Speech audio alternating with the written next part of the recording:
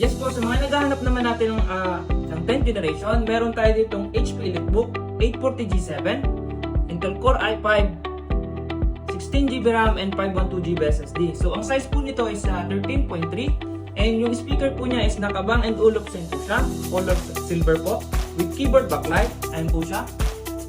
Yung kulay po niya is as is ha, yan lang po talaga yung kulay niya, and slightly used item pull out from USA.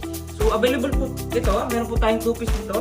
Sa mga naghahanap po ng 10th generation, tama-tama po ito, and then slightly used item pull out from USA. Complete software, Word, Excel, PowerPoint, Intel Core i5 10th generation. Ayan po. So naka 16GB RAM and 512GB ang ating SSD. M2 po yun. Nandito po yung kanyang HDMI. Meron po siya ditong Type-C. And meron po siyang charger na round po siya.